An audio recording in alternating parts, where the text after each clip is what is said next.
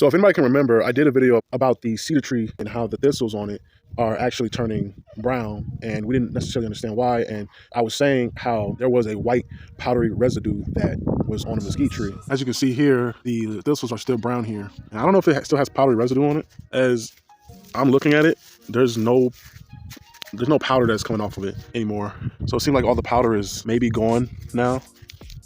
I don't know. But the reason for me making this video is because I know there were some people who were suggesting that they're spraying stuff in the sky and that's why it's got powdery residue. And I even had that thought as well. My first thought actually was pollen. I did knock all the other possibilities of what it might and can be, because when you look at the sky, you see that there are trails in the sky that God only knows what they are, and it just lingers and it spreads into what we think are clouds and it's not. But the reason why I'm making this video is because somebody had said that it was pollen. Somebody literally left a comment, said pollen, that was it. And so I looked up cedar pollen, or somebody else mentioned, look up cedar pollen. There's actually a such thing called cedar fever.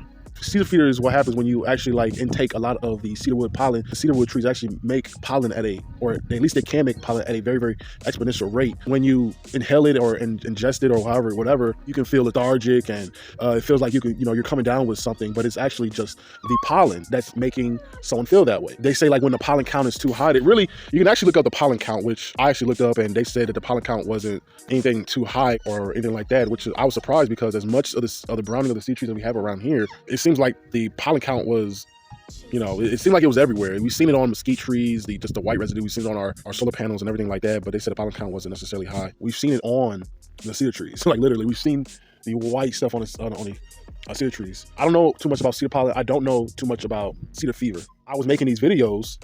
It was actually a time after I was, messing with it and stuff like that, where I actually began to feel like I was coming down with something, or feeling like I didn't have enough energy to do things, or feeling a bit lethargic, as I said before. And so that's when I had looked up what cedar fever was. Literally, like everything that they were saying, it was like that's how I was feeling. Like I had lost like appetite. I had lost I was up, but I didn't have energy. I was feeling lethargic, and that was after I was, messing with it. I've had videos of me messing with the cedarwood pollen. So it's not chemtrails, it's pollen, y'all. It's actually pollen. And that's why I'm making this video, because I know everybody's like, man, it's the stuff they spray in the sky.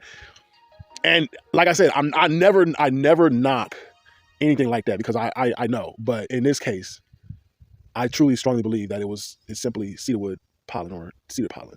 If you don't believe it, look it up yourself. Look up cedar fever, look up cedar pollen, and maybe, get an idea for yourself.